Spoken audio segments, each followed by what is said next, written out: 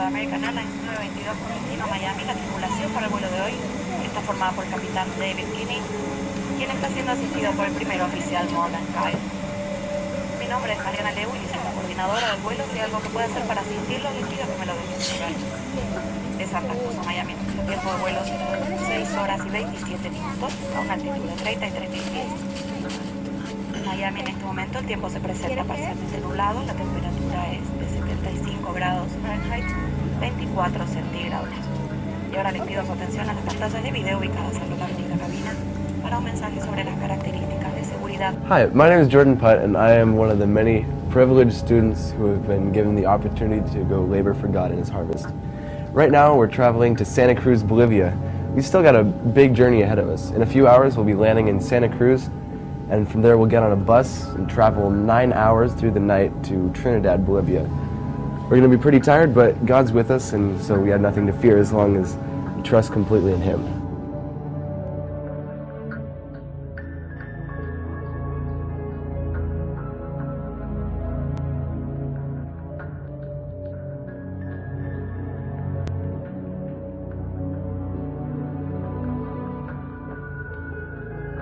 Bolivia is a land of many different regions. To the south there's mountains, and to the north there's jungles. The temperatures can range from a cold mountain climate to sweltering heat and humidity in the jungles. The country itself, however, is more than just the land. People of native descent make up most of the large, although very poor population. Bolivia is currently the poorest and the least developed country in South America. 59% of the population lives in poverty and 24% live in extreme poverty. A recent study reported that over 230 babies die in Bolivia each day due to health problems. A significant portion of Bolivians don't even have access to proper health care.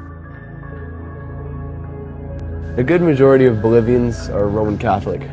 Protestant denominations and the traditional Inca religions are expanding rapidly.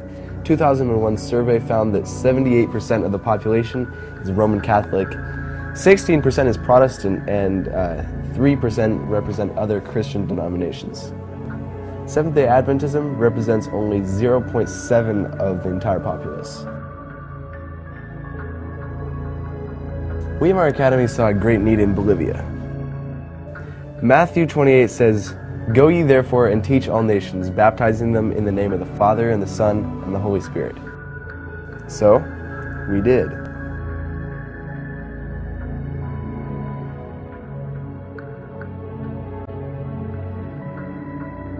So, we finally arrived at the school on Thursday afternoon. As I stepped off the truck, I wasn't completely sure what to expect. Thatch roof buildings, Bolivian people, and a whole bunch of stuff I had never seen were everywhere. Our first task was to get the luggage and get settled. The house that we were going to stay in was completely overcrowded. I mean, we had 12 people in a shack meant only for a few people. Then we ate our first meal there, which was actually surprisingly good.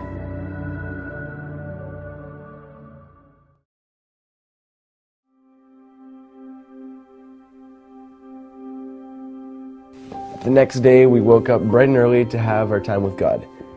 We would have a worship, and then one of the students would give a devotional thought, and then after that we ate breakfast. Often it was pretty hard to get up, but you had to anyway because there was a lot of work to do. Afterward, we went to work doing different tasks. In Bolivia, many necessary tools are really hard to find and almost impossible to get. At the school, there were a lot of projects to accomplish.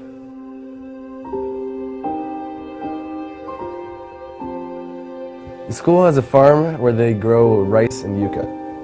Since we were there, they had us help them harvest. It was a lot of work, but we were actually able to get quite a bit accomplished. We also needed to bend rebar for the pillars of the church. That's what I did most of the time, but I also occasionally went to the work site.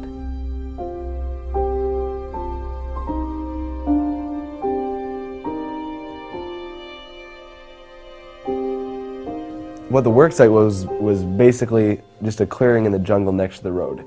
There were big piles of sand and gravel on the ground that were for making concrete. We dug the footings and then we poured them, and then we set up the rebar columns. The church building there is really needed because the chapel there at the school is quite small, and if their group continues to grow, they'll run out of room. A church in the community is essential. After work, we would eat supper, and then a few of us would go to the meetings.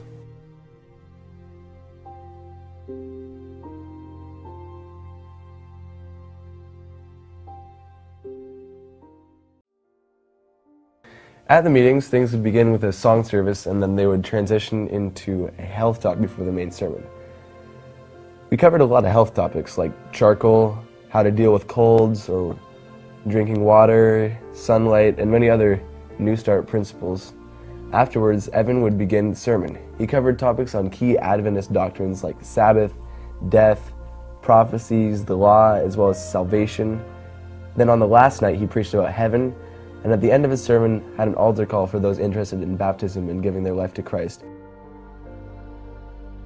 This mission trip has helped me to see the contrast between how we live in America and how people live in other countries.